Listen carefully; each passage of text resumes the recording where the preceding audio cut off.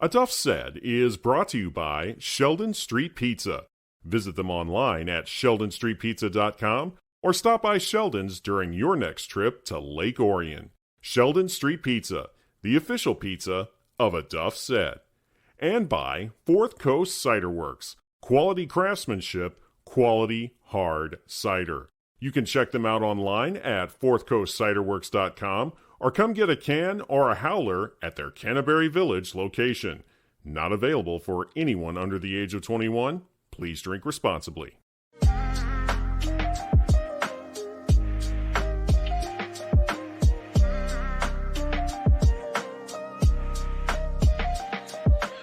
Steve, you coached inner city kids at Pontiac Central for 20 years. One of the things that you told me last week, a message to your kids, was when you guys left Pontiac for different cities where it was a much different culture, the message to them was, we don't see color. What did you mean by that, and what did you want them to see? Leading into that story, I'd say it was a lesson in terms of the culture.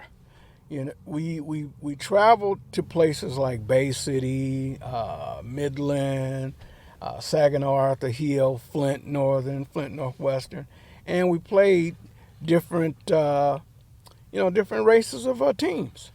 And in coaching, I always had a very diverse team. You know, black, white, Hispanic, Asian Americans.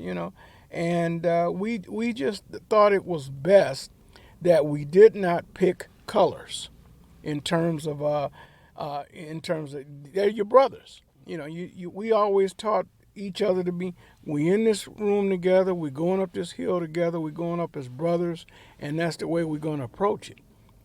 So getting them to understand that, it took away the fact that race was a factor in terms of winning and or losing. We didn't want the name calling to be associated with it. We didn't want, bad blood to be a fixture in terms of how we approached games and so forth and so on. And it started at home, at our own school. And we started to see the kids pick up, the relationships were better. I mean, they took up for each other. Once you were on that team, you were a team. And so we translated that to the field. I think we spoke once before about a trip we took to Birmingham, where the culture you might expect is very different than the inner city. And the thing that we came away with that was that the fans, the parents, the press, they were very impressed at how our kids approached that. And that took classroom teaching, that took locker room teaching, that was just not going to be a factor in what we did. Winning, we always thought would come, but we always thought it was better to have a pure heart and good feelings about the people that you were dealing with and the people that were your opponents. That they were just that, opponents on the field and not opponents in life. Once the game was over, you shook hands. Duff, we even prayed together, as teams. Other teams would see us, we'd take the center of the field, take a knee, we'd praise God. And praise God that no one got hurt or things like that. No fights broke out or anything like that. And other teams picked up on it. They'd come join us. Not everyone. Of course, it was not mandatory. It was just something the players decided to do, and we decided as coaches, And it worked out for us very well. We had a very good relationship in the Saginaw Valley, and that translated over to the OAA, where I thought our kids really shined at basically taking shortcomings, if you will, coming from the inner city and not having the opportunities possibly that other teams had or other people had in other communities. And we made the most of it. And the way we did that was we put our best foot forward.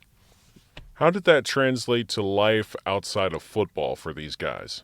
Well, I can tell you I've been very blessed to find out as 20 something years later, that I have several of my kids that are now into the coaching ranks.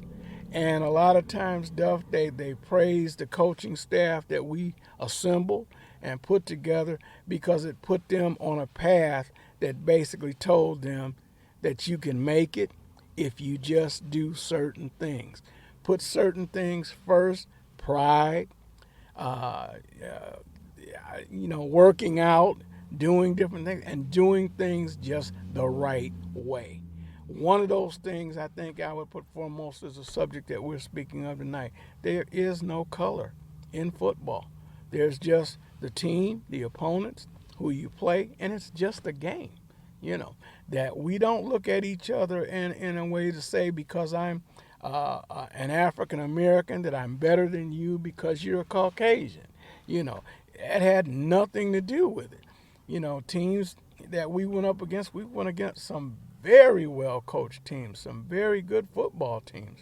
And the kids, I think, learned that to accept that, the loss, it was just that. It wasn't we got beat by a white team, we got beat by a black team, we got beat by a better team, and that was the focal point. And I think the kids did an absolutely amazing job of learning that and expanding on it, in terms of that, I hear them tell each other, watch your language, we got to tone it down a little bit, even in huddles and whatnot, where you might imagine during the course of a game, if somebody tackles you hard, there's a lot of things that goes on that ground. A lot of name calling and a lot of this, that, and the other. And the kids, I think, handled it very well. I would always teach them, when that started, point to the scoreboard. That was our way. When I knew something was going on, if I saw my kids pointing to the scoreboard, that was their way of dealing with the race issues if something came up. And when they did it, I just smiled as a coach. They listened. They understood. They had one job. They understood the mission. And that's what we did. What are you seeing nowadays with Pontiac and this particular issue? Well, I think it's one of those things that I think it takes coaching. Once again, we always say, it starts at home, but I think it transcends also to the field. When you have kids that are going up against other kids and other communities, other programs, that has to be a focal point. That has to be a focal point in terms of if you start there and you conquer that, the rest will come. So, we do the things that we need to do as coaches, and sometimes it means becoming their father, their uncle, their brother, so forth and so on. So when they come to you with advice, you have to start it there, I think, with race. Race cannot be an issue in sports. It cannot be an issue in life. If you do, you're going to shortchange yourself as a person. That you're an important piece to whatever you do in this life. And if you start to put race as a focal point in what you're trying to do, as I said again, you're going to shortchange yourself. You're not going to prepare yourself for what's really out there in the world. Because you're going to come across people. If education, let's just stand there for a moment. If you think for a moment that you cannot excel in the classroom, you won't excel in life. If you can't excel on the football field, you can't excel at life. The thing of it is that we train athletes. We work, we exercise every day. You have to exercise your brain the same way. And you have to exercise your feelings with regards to fellow man. Everybody's equal as far as I'm concerned. We all bleed the same color. And teaching kids that, I think they have a profound way of understanding that when you put it in those terms. Want more lessons from Coach Watkins? Then go to my website, aduffsaid.com. You can also find them by going to my Facebook page, Sports Journalist Duff Tyler. Now, I tend to tweet these out from time to time, so look me up on Twitter at Duff Tyler. And of course, you can always find lessons from Coach Watkins, as well as many other segments and episodes of my podcast, A Duff Said, by going to the Podbean app or Apple Podcasts, the iHeartRadio app, or wherever you get your podcasts.